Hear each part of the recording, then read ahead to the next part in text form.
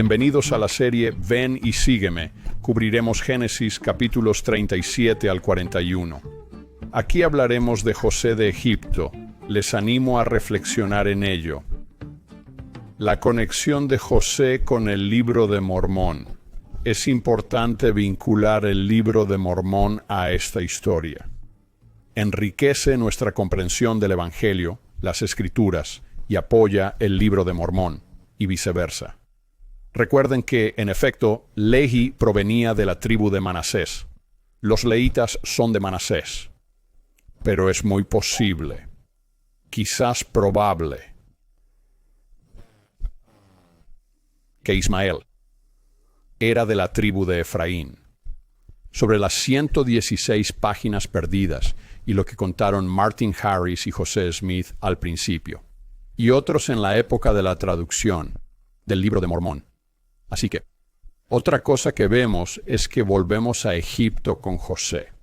Egipto es clave en las Escrituras y la historia del pueblo de Dios. Tenemos a Abraham yendo a Egipto, por supuesto, ¿cierto? Y luego más tarde aquí tenemos a su bisnieto, José, quien regresará a Egipto y dirigirá Egipto. Abraham estuvo allí en las cortes enseñando astronomía, o lo que eso implique. Quizás tenga que ver con astronomía, pero probablemente va más allá a religión, creencias y estructuras jerárquicas, etc. El templo. José termina dirigiendo Egipto y luego va a probablemente escribir su propio registro como profeta y sumo sacerdote de lo que está pasando. ¿En qué idioma escribirá? Probablemente escribirá en egipcio.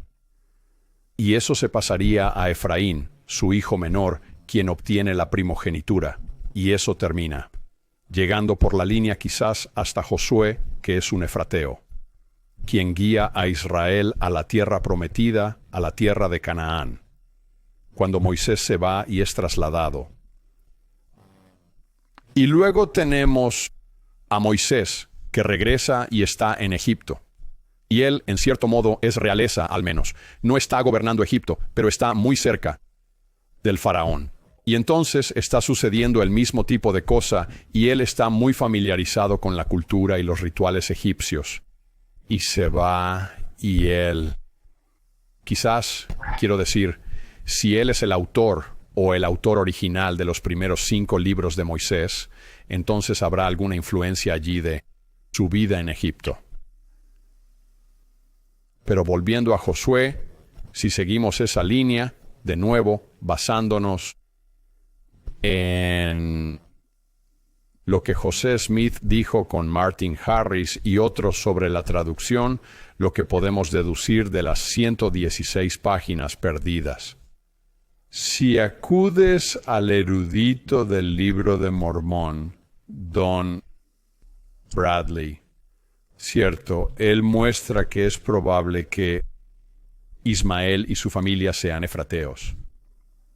Y si seguimos ese registro, hay una posibilidad, no es doctrina, pero hay investigación sobre esto, que esa línea que viene de José a Efraín, quizás a Josué, y luego seguimos bajando, puede que el registro en algún momento se haya puesto en placas de bronce, de papiro escrito originalmente, o papiros, y luego termina con Labán. ¿Qué idioma están escritas las placas de bronce? ¿Qué idioma tienen los grabados en las placas de bronce?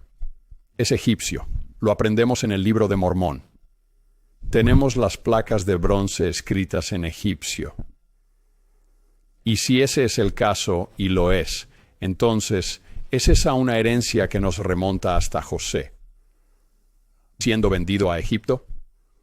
Y luego Manasés, la tribu de Manasés, de donde viene Lehi. Y él va a escribir, como aprendemos en el primer capítulo de Peter Nephi, ellos escribirán esto. Nephi y Lehi lo están escribiendo en egipcio. En el Libro de Mormón, no en egipcio reformado. No están escribiendo eso, solo escriben en egipcio. El término egipcio reformado aparece al final del Libro de Mormón. ¿De dónde viene esa herencia? ¿Por qué escriben en egipcio? Son josefitas. Tienen una mezcla de Manasés y Efraín en el grupo que siguen a Ley, a la tierra prometida, a las Américas. Pensemos en eso y conectémoslo con José aquí en Egipto. Piensen en eso mientras avanzamos. Comenzando en el capítulo 37. ¿Qué encontramos aquí? Me limitaré a realizar estas conexiones. Tienen a José. Tiene 17 años en el versículo 2. Se le otorga una túnica multicolor. ¿Qué simboliza? Hay un par de cosas que considerar aquí. Esto parece ser algo que se le otorga como heredero de Jacob, y eso es muy importante. Recuerden, Abraham había formado una gran tribu, muchos conversos y siervos. Pasa a Isaac, y luego a Jacob, quien va a heredar eso. Y luego Jacob también recibe mucho de Labán. Ser el heredero de Jacob es muy importante. Y José va a ser el heredero de Jacob. Y recibe la túnica de muchos colores. ¿Qué significa? Hay muchas ideas diferentes sobre lo que podría significar. Les mencionaré una. ¿Hay 4 colores? Es los 4 colores de la vestimenta del sumo sacerdote. Lo que serían los 4 colores del velo en el tabernáculo en el templo de Salomón.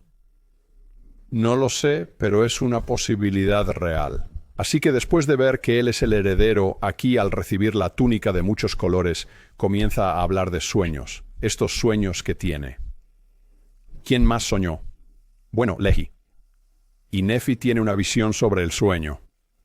José soñó un sueño y se lo contó a sus hermanos y ellos lo odiaron más. Volviendo al libro de Mormón. Miren cómo Nefi escribe lo que está escribiendo aquí en 1 y 2 Nefi con Lamán y Lemuel.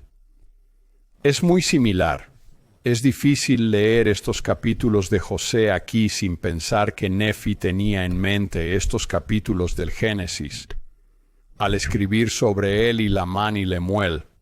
Además, está incorporando el Éxodo, ya que los levitas abandonan Jerusalén en un éxodo hacia la tierra prometida. Ese es un tema muy potente. Se nota que lo expresa así en 1 y 2 Nefi, también lo creo yo. Sacando mucho de estos capítulos de Génesis. Nefi debe sentir un lazo muy fuerte con José al obtener las planchas de bronce y escribir en egipcio. Es una herencia fuerte para él. Así que tiene este sueño, con sus gavillas que se juntan y su gavilla se alza y se mantiene erguida, y las otras gavillas se postran ante él, esencialmente. ¿No suena eso como Nefi en cierto sentido? Se nos dice en el versículo 8, y lo odiaron más por sus sueños y palabras. Y luego tiene otro sueño, muy parecido. No aprecian a José aquí.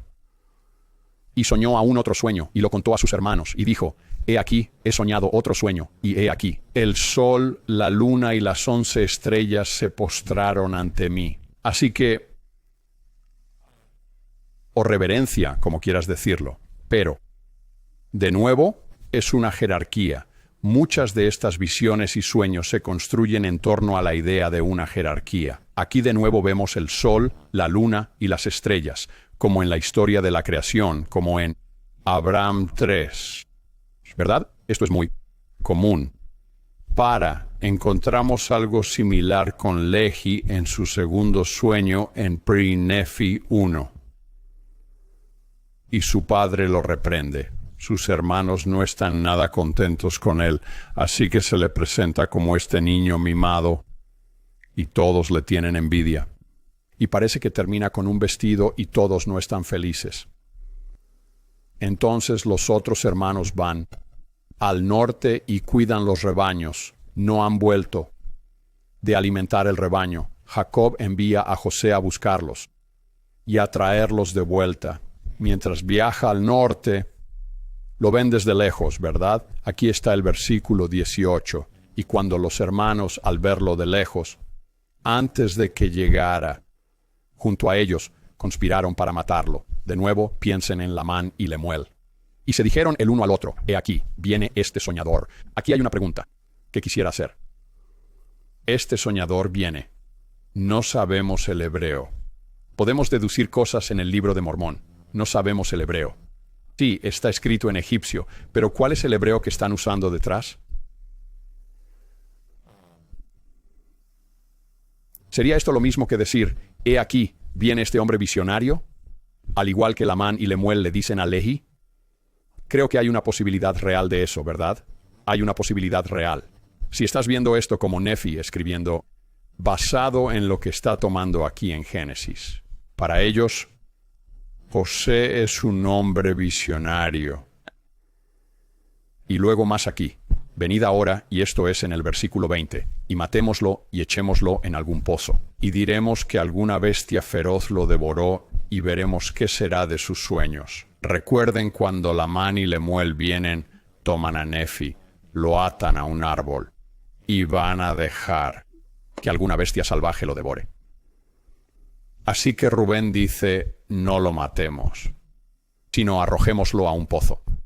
Cuando José llega a ellos en el versículo 23, aconteció que cuando José llegó a sus hermanos, le quitaron a José su ropa, su túnica de muchos colores. Por supuesto que lo hicieron. Están furiosos por tener esta y lo que representa. Y lo tomaron y lo arrojaron a un pozo. El pozo estaba vacío, sin agua. Probablemente es un pozo seco. Luego se sientan, ven a estos ismaelitas pasar. Entonces Judá dice, esperen un minuto, ganemos algo de dinero con José. ¿Por qué querríamos solo dejarlo allí a morir? ¿Qué ganamos matando a nuestro hermano y escondiendo su sangre? Nada bueno. Venid 27, vendámoslo a los ismaelitas y evitemos dañarlo. Porque él es nuestro hermano. ¿Qué tipo de...? Todos estuvieron de acuerdo en él, nuestra carne y sus hermanos. Hay tanta justicia poética que surge de una manera más divina. ¿Verdad? No al estilo de Hollywood. Pero hay algo de justicia poética que les llega cuando terminan yendo a Egipto, y allí José está dirigiendo todo. Luego pasan unos hombres de Madián, mercaderes, y sacaron y subieron a José del pozo, antes de que los hermanos vuelvan al pozo, antes de que puedan regresar los madianitas. De donde viene Jetro, ¿verdad? El suegro de Moisés. Venden a José a los ismaelitas por 20 monedas de plata, y los ismaelitas lo llevan a Egipto para venderlo. Entonces Rubén regresa al pozo. José no está allí. Rasga sus vestiduras. Toman la túnica de José. Matan un cabrito y mojan la túnica en la sangre. ¿Hay un paralelismo con el día de la expiación? ¿Los dos machos cabríos del día de la expiación? No lo sé. Y luego llevan esto de vuelta a Jacob y dicen que bestias salvajes lo devoraron. Y Jacob rasga sus vestiduras y las rasga en pedazos y se pone cilicio sobre sus lomos y lloró por su hijo muchos días, así que no puede ser consolado. Se niega a ser consolado. Y los madianitas venden a él en Egipto. Esto es el versículo 36, a Potifar, un oficial de Faraón y capitán de la guardia, similar a Labán. Ahora, en el capítulo 38, tenemos este gran desvío de la historia de José, lo cual es muy raro. Regresamos a Judá, quien en el capítulo 37 buscaba beneficiarse de vender a su hermano José. Así que obtenemos un poco más sobre el carácter de Judá. Y de nuevo, este es un momento en el que debemos recordarnos la crudeza del Antiguo Testamento. Se muestra aquí. No les preocupan nuestras emociones. No les preocupa lo que siempre será apropiado y políticamente correcto. Esta no es una versión victoriana de las Escrituras aquí. Así que tenemos este desvío con la historia de Judá, que luego vamos a comparar en el capítulo 39 con la historia de José. Es muy parecido. Es una escritura muy habitual. Vemos lo mismo en el libro de Mormón. donde tienes la historia del rey Benjamín.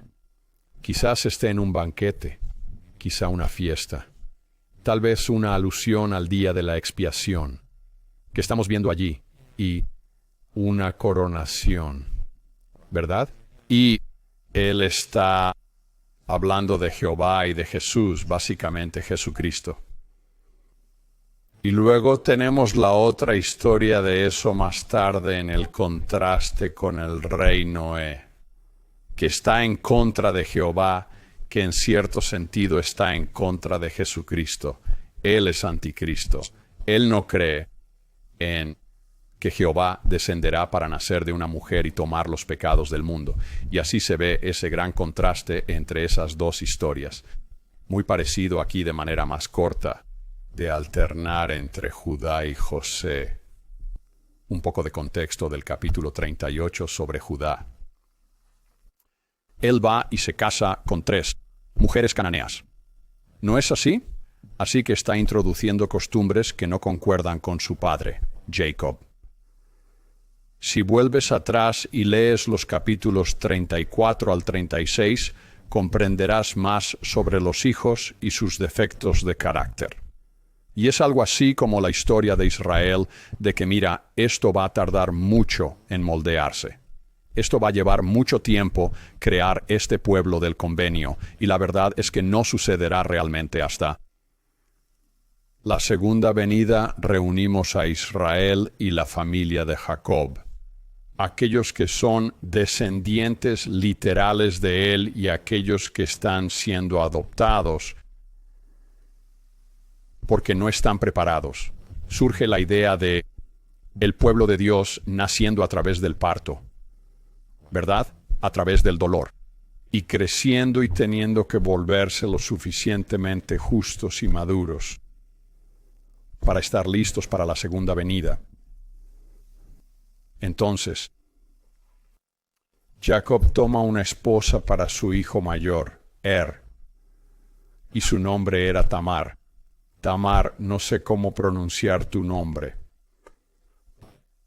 Pero era malvado a los ojos del Señor y el Señor lo mató. Así que, por ley hebrea, lo que harías entonces es que los hermanos de un casado, hombre, entonces asumirían la responsabilidad de la esposa y de los hijos. Pero, y se casan con esa esposa, ¿verdad? La esposa de su hermano, la esposa viuda. Y luego cualquier niño que tengan con esa mujer o su cuñada, entonces se crían en cierto sentido para su hermano fallecido. Bueno, a muchos hombres no les gusta hacer eso, aunque es lo que se supone que deben hacer. Y eso es lo que termina pasando aquí. Judá le dice a Onán: quien debe seguir en la fila también debe casarse con la viuda de su hermano para garantizar la descendencia de éste. Eso está en el versículo 8. Y continuamos. Y Onán sabía que la simiente no sería suya. Y sucedió, así que él sabe que no quiere hacer esto. Entonces, ¿qué va a hacer de todos modos? Esto te da una idea del carácter de dónde está Judá y dónde están sus hijos. No es bueno. Así que, y sucedió que cuando entró en la esposa de su hermano, que la derramó en el suelo, de nuevo, aquí no somos victorianos, no vaya a heredar su hermano, es totalmente egoísta. Se acuesta con la esposa de su hermano, la viuda, pero no se asegurará de no tener hijos con ella. Así que de nuevo, en torno a la idea de sexo, tenemos algo de engaño aquí. Así que simplemente sucede a menudo aquí. Entonces Judá, ¿no es así? El padre le dice a Tamar, su nuera: quédate viuda en la casa de tu padre, hasta que mi hijo Selá sea mayor. El próximo hermano aún no lo es. Así que Tamar regresa a la casa de su padre para esperar a que Selá crezca un poco. Así que entonces pasa el tiempo, Selá sí crece, pero Judá no regresa para que Tamar se case con él, con su hijo, con Selá, en el ínterin. Así que de nuevo, Judá está siendo egoísta aquí, no va a cumplir. Así que se va a ir de viaje aquí. Y se le informa a Tamar diciendo: he aquí, tu suegro va a Timnat a esquilar sus ovejas. Y 14, y se quitó sus vestiduras de viuda y se cubrió con un velo. Y se cubrió y se sentó en un lugar abierto, que está de camino a Timnat, porque vio que Selá había crecido, el hijo, y no le fue dada por esposa, así que se ha aprovechado de ella de varias maneras por parte de la familia de Judá, por parte de sus hijos. Judá la ve y piensa que es una prostituta por cubrirse la cara. Eso es lo que haría una. No solo ellos, sino eso es lo que harían las prostitutas. Y se volvió hacia ella en el camino y dijo, anda, te ruego, déjame entrar en ti. Y ella dijo, ¿qué me darás para que entres en mí? Así que él le hace una promesa de que enviará un cabrito del rebaño, una cabra. Bueno, ¿qué vas a dar por esa prenda? Así que ella está pensando con mucha claridad aquí, quiere atraparlo. ¿O no es así? El engaño está sucediendo aquí en torno al acto sexual aquí de nuevo. Y él dijo, ¿qué prenda te daré? Y ella dijo, tu sello y tus brazaletes y tu bastón que tienes en tu mano. Y se lo dio y entró en ella y ella concibió de él. Así que ella sabe que tiene los artículos de Judá y podrá condenarlo, por así decirlo, por haber estado con ella. Así que ella se levanta, se va. Y Judá va a enviar a uno de sus amigos para que le traiga el cabrito a ella, pero no la encuentra. Y preguntan por allí y nadie sabe de una ramera que haya estado en esa zona. Vamos al versículo 24. Y sucedió que unos 3 meses después se le dijo a Judá, he aquí, tu nuera ha fornicado. Y también he aquí, está encinta por Ortum. Y Judá dijo, tráela y que sea quemada. ¿Verdad? Eso es lo que sucedería curiosamente a la hija de un sacerdote. Así que es muy posible que sea la hija de un sacerdote. Y entonces ella dice, y lo va a atrapar aquí. Ella dice en el versículo 25, cuando la trajeron, envió a su suegro diciendo, por el hombre cuyas son estas cosas, estoy encinta, estoy embarazada. Ella pidió que identificara el sello, las pulseras y el bastón. Gran dilema, ¿verdad? Judá se queda aquí. Judá los reconoció y dijo, ella es más recta que yo, pues no la di a Selá, mi hijo. Y él no la conoció más. Entonces ella va a integrarse a Judá y a la familia que reside allí. Y aconteció en el tiempo de sus dolores de parto que aquí había gemelos en su vientre.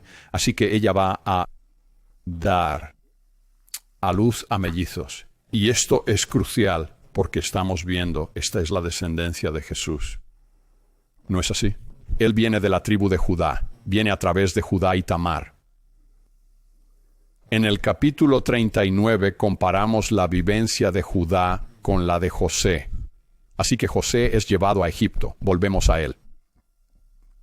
Potifar es un jefe de la guardia, un egipcio. Y empezamos a ver esta palabra que se repite mucho en el libro de Mormón. Abajo en el versículo 2, y Jehová estaba con José, como siervo, y era un hombre que prosperaba. Piensen en cuántas veces vemos la palabra prosperar en el libro de Mormón. Y estaba en la casa de su amo, el egipcio. Y su amo vio que el Señor estaba con él, y que el Señor hacía que todo lo que hacía prosperara en su mano. Así que de verdad creo que debemos, mirando el contexto aquí con el libro de Mormón, esto une estas cosas. Esta es la herencia de los nefitas y de los lamanitas. Mientras ellos están escribiendo esto, estos profetas escriben el libro de Mormón y, hablando de prosperar, hay una buena probabilidad de que haya algo importante detrás de eso, ¿verdad? Remontándonos hasta su antepasado, José. Así que Potifar hace a José el encargado de toda su casa y de todo lo que tiene. Y deja todo. Esto está en el versículo 6. Y dejó todo lo que tenía en manos de José. Y él no se preocupaba por nada de lo que tenía. Así que todo lo gestiona José. Piensen en esto para nosotros. ¿Qué está ocurriendo aquí? A pesar de que sus hermanos primero lo dejaron morir y luego lo venderían a Egipto, y luego lo vendieron a Egipto. Piensen en la traición allí. ¿Qué podría hacer José? ¿Es una víctima? Es decir, eso es muy duro.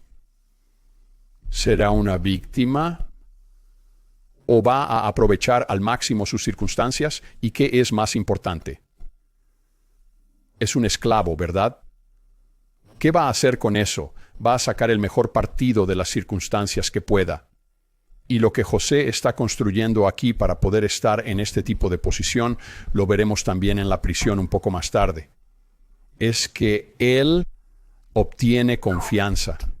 Mientras prospera, está logrando la confianza superior.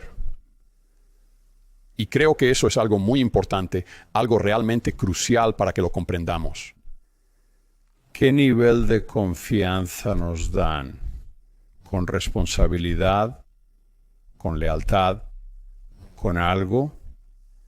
¿Estamos ganando confianza? Porque eso siempre se gana. Siempre se gana. Y confianza y fe son la misma cosa. Confiemos en Cristo, pues en Él depositamos nuestra fe y confianza, basado en principios verdaderos. Así que no querríamos ser como Él, como el Salvador. No querríamos ganarnos la confianza de quienes nos rodean. Y José es un gran ejemplo de esto. Ahora Potifar le da todo, ¿verdad? Lo que posee, hasta el punto de que él no sabe ni lo que tiene.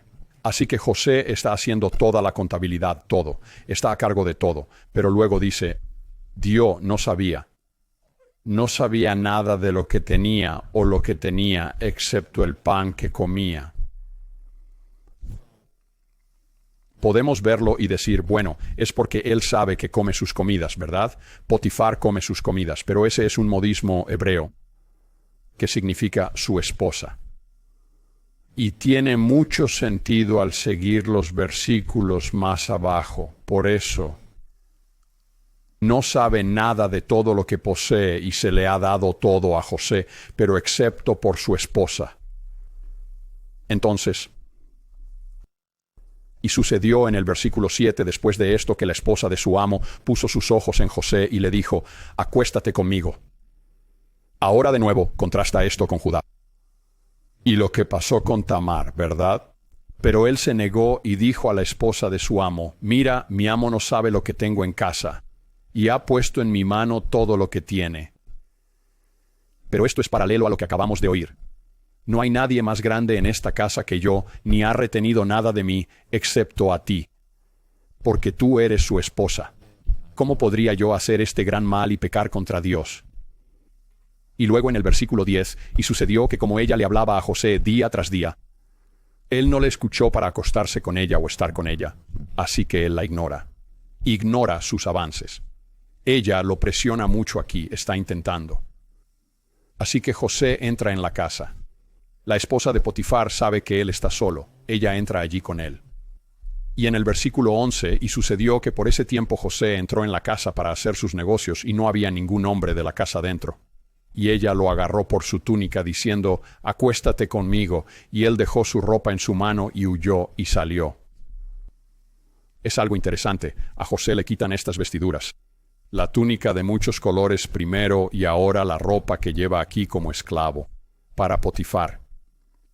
Y el versículo 13, y aconteció que cuando ella vio que él había dejado su vestidura en su mano y había huido hacia afuera, ella llamó a los siervos de su casa y les habló. Y ella llamó a los hombres de su casa y les habló diciendo, mirad, ha traído un hebreo a nosotros para que nos burle.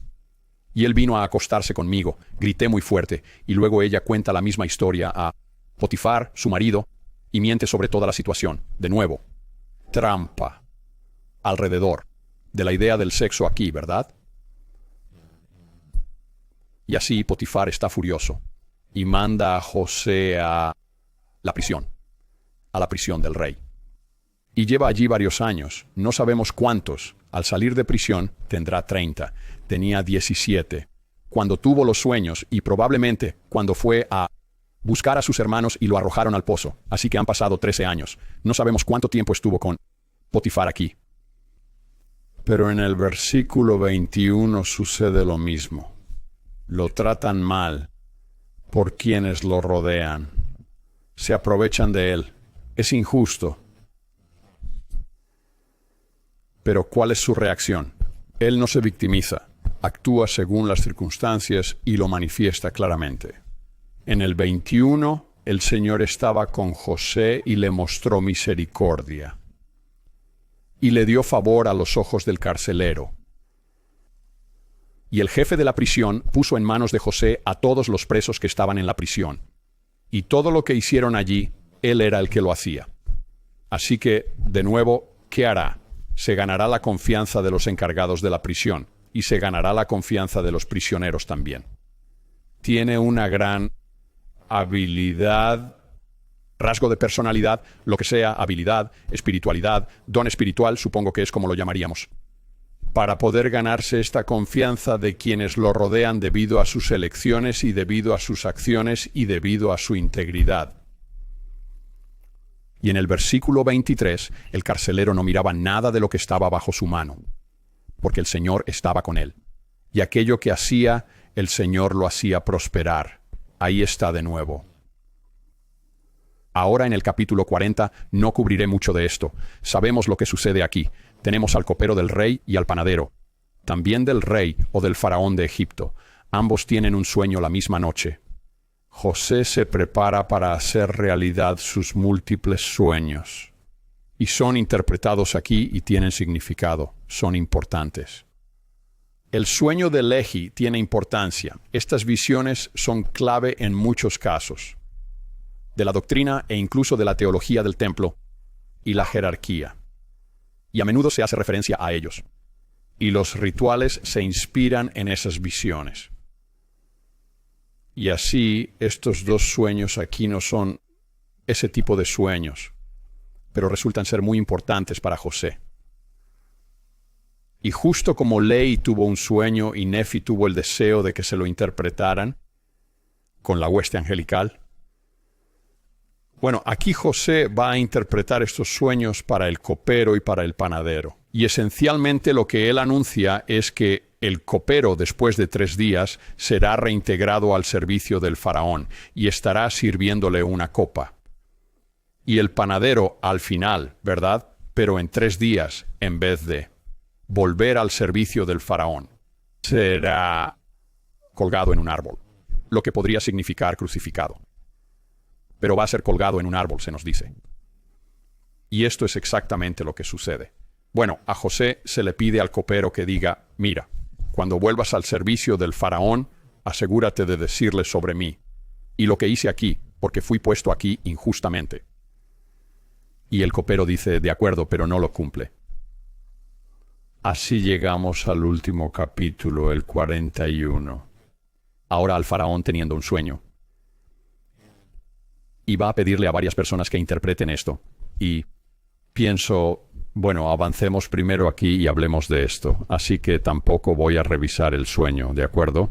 Tenemos una noción básica de esto. Habrá 7 años de abundancia y luego 7 años de hambruna. Y el faraón está muy perturbado por este sueño, ¿verdad? Y así en el versículo 8, y sucedió por la mañana que su espíritu estaba inquieto. Y mandó llamar a todos los hechiceros de Egipto, recuerden eso, y a todos los sabios de allí. Oímos hablar de magos, oímos hablar de sabios en otros lugares de las Escrituras. Por supuesto, los sabios son los que van a llegar con María y Jesús, el bebé Jesús o el Jesús niño. Y por encima de eso, los magos de Egipto. Bueno, hay magos. A veces a los sabios se les llama los magos. Eso es lo mismo. ¿Quiénes son los hechiceros y sabios de Egipto? No implica que los sabios que vinieron a Jesús, el bebé o niño pequeño Jesús, eran de Egipto. Probablemente no lo eran. Pero en estas cortes de los reyes tendrían hombres sabios y hechiceros. Y como mínimo dirías que los hechiceros son probablemente representantes de un sacerdocio. Es lo que yo sugeriría. Parece muy así. Y así. El faraón aquí recurre a aquellos que serían de su religión Aquellos que podrían interpretar este sueño, los hechiceros, y no pueden hacerlo. ¿Dónde más vemos esto? Donde aparecen los magos de Egipto. Pero ¿qué hay de Moisés? ¿Cierto? Moisés tiene la vara. Los hechiceros tienen su vara. Los hechiceros arrojan su vara. Se convierte en una serpiente. Muy interesante. Y luego Moisés arroja su vara y se convierte en una serpiente y devora a la serpiente del hechicero. ¿Qué está pasando ahí? Eso es una batalla de sacerdocio. Y podemos llevar eso hasta el libro de Abraham y más atrás con la historia de Abraham, donde él está enseñando en la corte del faraón. Enseña sobre la carencia de autoridad en la religión del faraón con el tema de la astronomía, con la jerarquía de esa astronomía que encontramos en Abraham 3 y en mi estimación. Y está enseñando sobre el sacerdocio, por lo tanto, el sacerdocio apropiado que Egipto no tiene. Recuerden que en el libro de Abraham a ellos no se les dio el sacerdocio, así que el primer faraón lo imita. ¿Y dónde encontramos el sacerdocio? ¿Cómo se manifiesta? Se manifiesta en las ordenanzas, así que esto va junto con el templo. El templo egipcio sería entonces una imitación de las ordenanzas que se dan a los profetas al mismo tiempo. Pero al igual que Moisés luchando con los magos, aquí vamos a tener a José luchando con los magos. Y todo se trata, creo yo, del sacerdocio y de dónde proviene la fuente de todo esto. Así que el copero finalmente dice, oye, conozco a alguien, olvidé decírtelo, en la cárcel que sabe interpretar estos sueños. Y pues, el faraón dice, tráiganlo. Así que José va a entrar, se cambia, se arregla para verse mejor, y entra ante el faraón. Y en el versículo 15, y el faraón dijo a José, he soñado un sueño, y no hay nadie más que pueda interpretarlo. Creo que el mismo término, he soñado un sueño, es lo que obtenemos con Lehi, si no recuerdo mal. Y nadie puede interpretarlo, ¿verdad? Mi autoridad religiosa no puede interpretar ni ayudarme. Y he oído decir que tú puedes comprender un sueño para darle una interpretación. Así que de nuevo, ves esto. Desde el inicio en el libro de Mormón obtienes esta idea clave acerca de cuando observas el contexto aquí de la interpretación del sueño de Lehi y cuán importante es para Nefi. Nefi conoce la historia de José. Sabe cómo José podía interpretar estos sueños. Él quiere una interpretación del sueño de Lehi de su padre. Paralelismo muy fuerte aquí. Y José le responde al faraón diciendo, no está en mí, de nuevo, no es mi poder. Dios dará al faraón una respuesta de paz. Esa es la verdadera autoridad, esa es la verdadera fuente, no tus magos.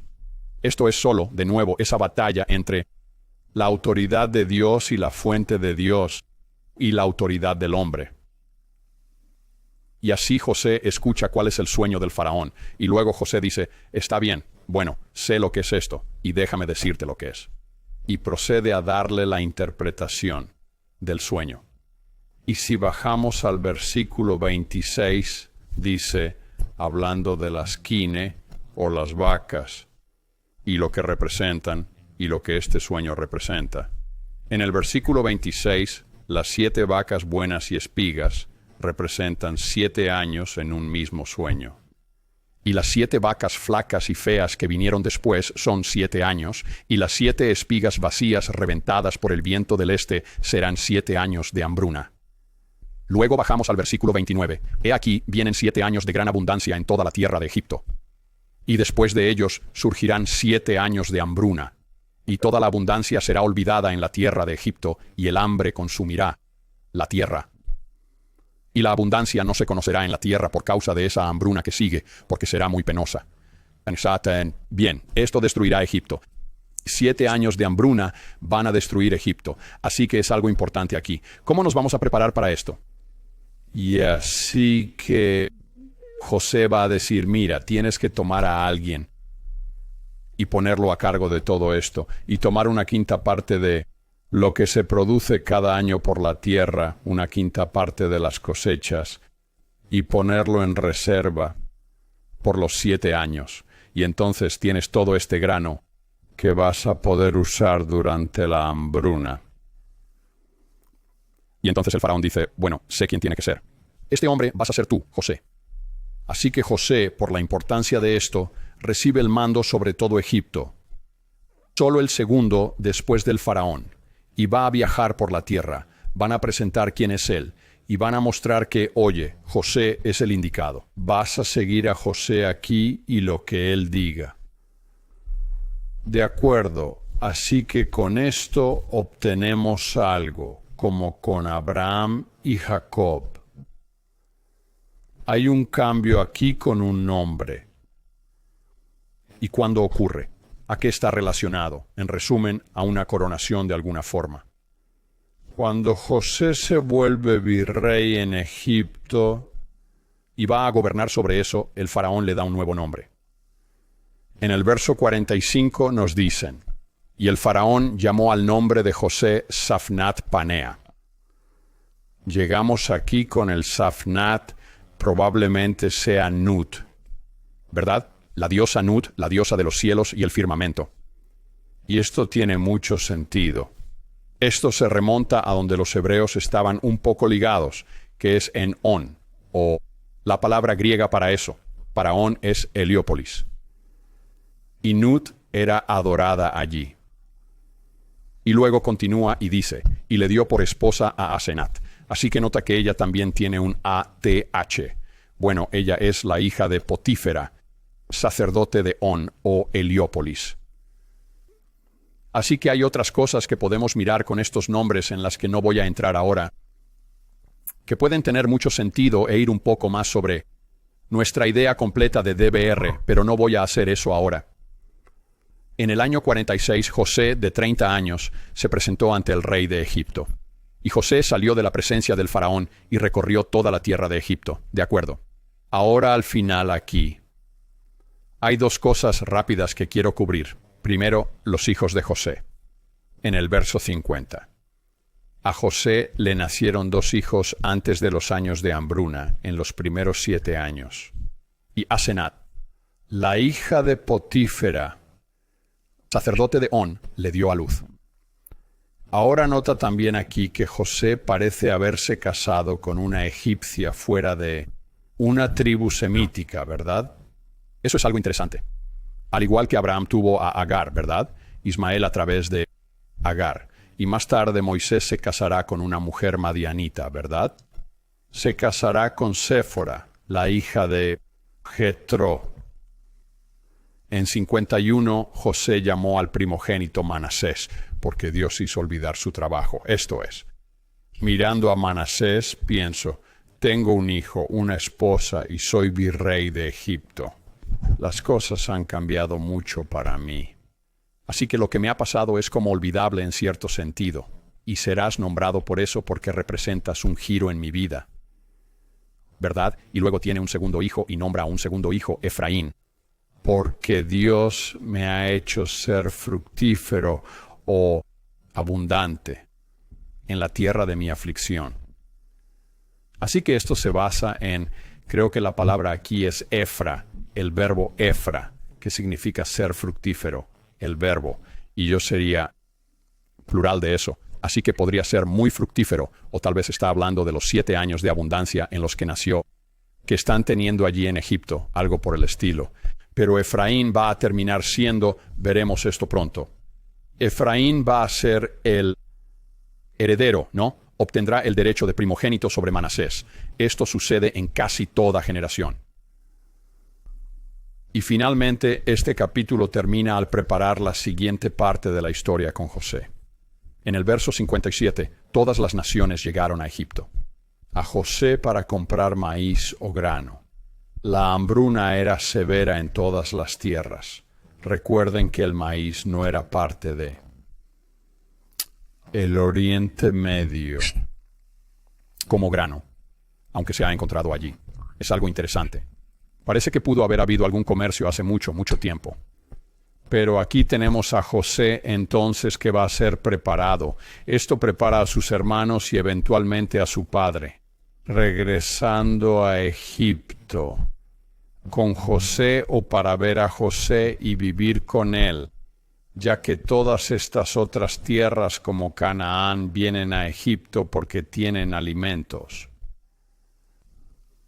Así que, mientras leen estos versículos y recorren estos capítulos, piensen en el libro de Mormón, piensen en Nefi y cómo él escribe sobre esto, piensen en la herencia que viene de Egipto, que recorre todo el libro de Mormón.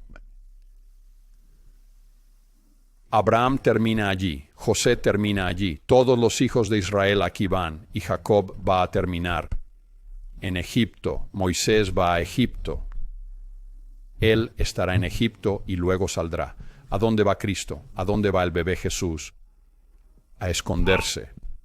Cierto, él, José y María terminan yendo a Egipto, probablemente a algún judío amigable. Judíos allí que podrían tener una tradición ligeramente distinta a la que se encuentra en Jerusalén.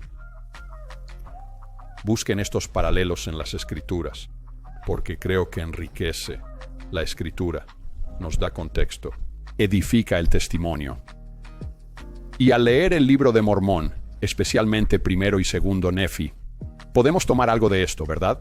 No es solo del Éxodo de donde extraeríamos, sino que es la historia de José en Egipto, a la que Nefi está comparando con su propia vida.